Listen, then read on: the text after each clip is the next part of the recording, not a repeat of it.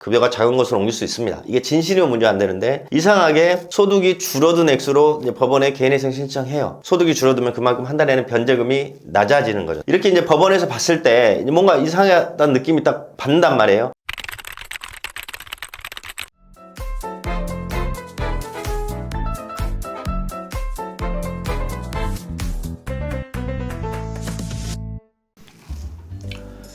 예, 여러분들 이번 시간에 개인회생 조건부인가 나오는 경우 및 그 유형에 대해서 좀 한번 말씀드릴게요. 워낙 요새 인터넷이나 SNS 등이 발달되다 보니까 유튜브도 많이 발달됐죠. 저랑 상담하신 분들이 이미 이런 정보 매체를 통해서 조건부인가가 어떤 건지 대해서 알고 저한테 질문합니다. 그래서 저한테 저는 조건부인가로 나올까요? 어쩔까요?를 먼저 질문하신 분들도 상당수 계시거든요. 그런데 이 조건부인가 결정은 여러분들 재판부의 정권사항입니다. 재판부가 결정하는 거거든요. 그래서 처음부터 나올지 안 나올지는 모릅니다. 근데 다만 이제 실무를 하다 보면 이런 경우는 조건부인가 나올 가능성이 높아진다 정도로 우리가 예측할 수 있거든요. 그래서 이제 그 유형, 이제 조건부인가가 나오는 유형하고 그 이유들에 대해서 한번 좀 살펴보겠습니다. 우선 첫 번째, 소득에 관한 어떤 자료들이 재판부가 불신하는 경우, 재판부가 그러니까 이런 경우란 말이에요. 개인회생을 신청하려고 신청을 준비해서 법원에 신청서 및 변제 계획안을 낸 신청 채무자가 개인회생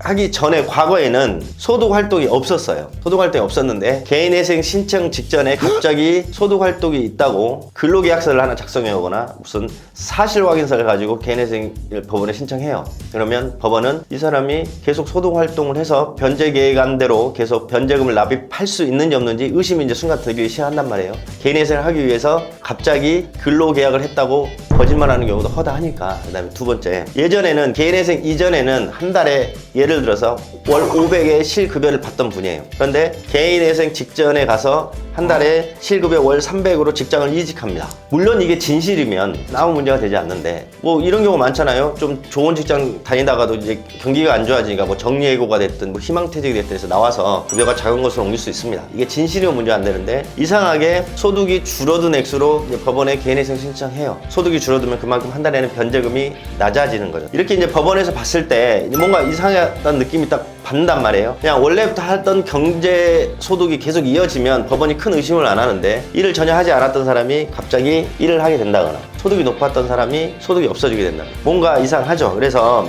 법원에서 이런 판단을 합니다. 이런 신청 채무자들이 변제 계획안에 따라서 한 달 내는 변제금을 꾸준히 잘 납입할 수 있는지 여부. 그 다음에 두 번째, 이게 개인회생 남용인 경우가 많거든요. 실제 그렇게 좀 활용하신 분들도 꽤 있습니다. 고소득자였다가 저소득자, 그 다음에 나중에 개인회생 인가결정 받은 후에 다시 고소득자의 직장으로 옮기는 경우 저도 많이 봤습니다. 그래서 이런 재판부가 소득에 관한 이런 불신이 있을 때 재판부는 인가결정을 내줄 때 조건을 달아요. 그래서 조건부 인가를 하거든요. 이럽니다. 인가결정 이후에도 1년에 한 번씩 소득과 관련된 뭐 통장 내역이라든지 뭐 4대분 뭐 납부 확인서라든지 등등을 제출해서 개인회생 인가 전에 원래 있었던 소득보다 이제 법원마다 다르는데 120%나 130% 이상 소득이 높아지면 변제 계획안을 수정된 거, 변경된 변제 계획안을 제출하고 변제금을 올리시오라는 조건을 다는 게 조건부 인가예요. 근데 어쩔 때 한다고요? 소득에 관해서 없었던 사람이 갑자기 직장을 다니거나 고소득자였던 분이 갑자기 소득이 줄어든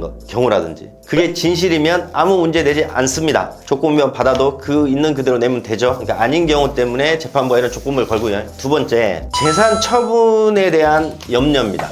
재산을 처분해서 개인회생 변제금을 꾸준히 납입하지 않고 변제금을 밀리고 없어지는 경우들이 흔히 있었어요. 그러니까 어떤 경우냐면 이런 겁니다. 어떤 A라는 이제 채무가 과도한 신청 채무가 있었단 말이에요. 그런데 이분 아직 연체가 되진 않았어요. 그런데 본인이 판단해 알죠. 이제 곧 연체되고 어떻게 될 것이다. 그런데 개인회생 신청 전에 이제 연체가 되면 채권자가 이제 뭐 가압류를 걸어오겠죠. 이 아파트에 만약에 A라는 신청 채무자가 아파트가 하나 있었어요. 가압류를 싹 걸어요. 이렇게 가압류를 싹 건단 말이에요. 그래서 A 신청 채무자가 이 가압류 건 부동산 상태하고 모든 걸 종합해서 법원에 개인회생 신청서를 제출하죠. 그러면 이제 어떤 게 발생되냐면 개인회생 신청하고 개시결정 받고 나중에 인가결정을 받으면 아까 뭐 아파트 가압류 있잖아요. 해제할 수 있는 이제 권리가 생깁니다. 아파트를 해제한단 말이에요. 가압류 자체를 압류, 가압류 이런 것들 다 해제할 수 있어요. 인가결정 이후에. 그런데 법원에서 이제 인가결정을 내줄 때 조건을 납니다. 변제계획안 36개월 다 완납 후에 아파트를 가압류를 해제할 수 있다. 그죠?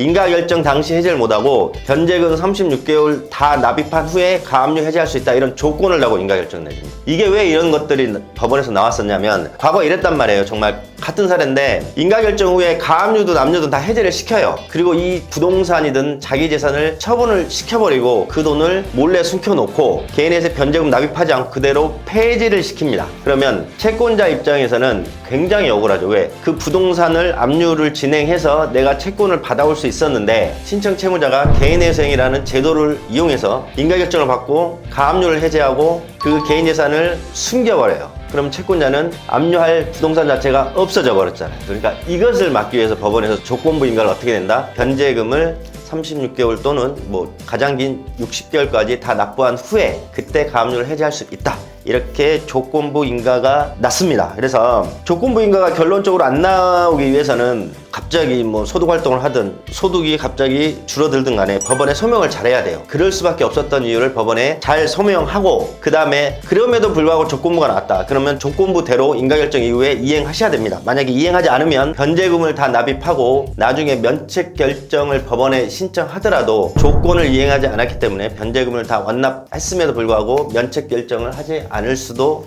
있습니다.